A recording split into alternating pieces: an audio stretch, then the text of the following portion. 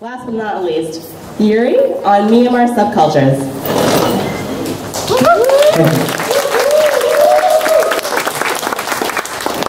Hello, my name is Jiri. I just came back from Myanmar, where I was documenting the transition process for Amnesty International.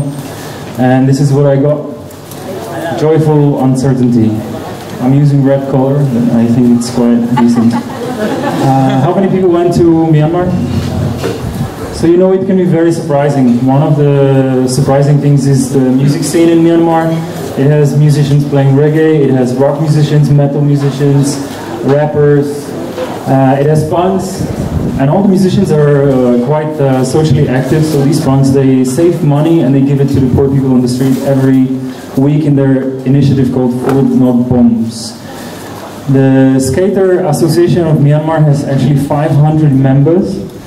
But they mostly don't have any skateboards. So these guys also, they save enough money to give one skateboard every month. And they don't have any skateboard park, so they skateboard under bridges and parks. The street art is a very new thing to Myanmar, so this is one of the first pieces that is very public. It was stick to fans of a very interesting theme park where families go to take photos with Transformers and Batman. Also, the graffiti artists are struggling for their recognition and for the public space. So actually every bigger piece is removed very quickly, so they mostly work on private properties and in bars and places like that. But it's also a big phenomenon now. What is really changing Myanmar is the mobile phone. Right now you can get a GSM SIM card for around $130 or $150, and of course it's very popular to pose and post photos on Facebook, because the internet is becoming also a big thing in Myanmar, although it's quite slow. As you have probably noticed in the whole Southeast Asia, K-pop is a big thing. You would be surprised how many K-pop fans are there in Myanmar, and they have huge concerts, huge bands. And the youth, as you can see, is increasingly interested in their own image. This photo was taken during a photo shoot of a K-pop video, music video, which was really amazing to see. They're trying to copy the Korean standard, but as you can see, they still don't have the know-how or the money to make it really glamorous, but they're trying. This is a monk playing GTA in one village in Myanmar.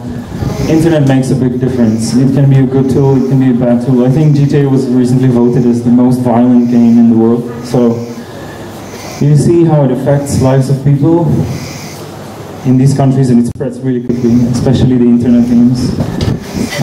This is my friend Lon Lon, who is one of the very few couchsurfers in Myanmar. It's still illegal to host foreigners, and you risk if you host them.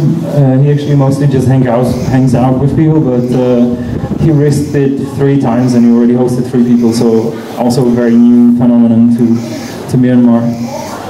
Tattoos have been integral part of the society for hundreds of years. It's just the globalization that brings new motifs. So instead of the protection tattoos with the ancient symbols, people like nowadays tattoos with hearts, skulls, and sexy ladies. What really struck me in Myanmar is how bold and brave the artist scene is. This is a famous cartoonist, Jiri. He's very anti-government, anti-military, and he doesn't hide it. He's selling these cartoons to the newspaper as comments, and he sells one cartoon for just $2. There is bustling modern art scene. I was very happy to be there and to meet all these people. Again, I was really surprised how up to date with the modern art they are and what they know about the world art and how good their paintings are. And they usually reflect their political prisoner experience as well. The civil society is a huge thing as well. This is a photo from a peace movement. I was there during the International Peace Day, and there were 50 organizations coming together to march through cities of Yangon to shout out mottos against the government and military. And there was a big concert, and you can see that they use performance during their demonstration, many things that you would expect from modern NGOs with very good know-how. But again, they're very brave and bold people, and they don't care anymore to say things against their government.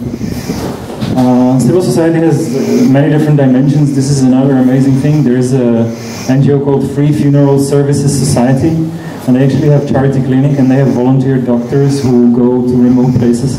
And I was with them for one day, and they treated 552 patients in 6 hours. Comedian from a group called Mustache Brothers, very famous thing in Myanmar. They're not allowed to perform for local people, but they perform for foreigners, and they're, again, very brave and bold, and their show is very sharp, and it's full of potential imprisonment. One of the most funny things that I've seen in Myanmar, this is from a demonstration, and this young poet was actually reading his poem off his smartphone. So this is also the new phase of Myanmar. Again, poem was against the war, to stop the civil war.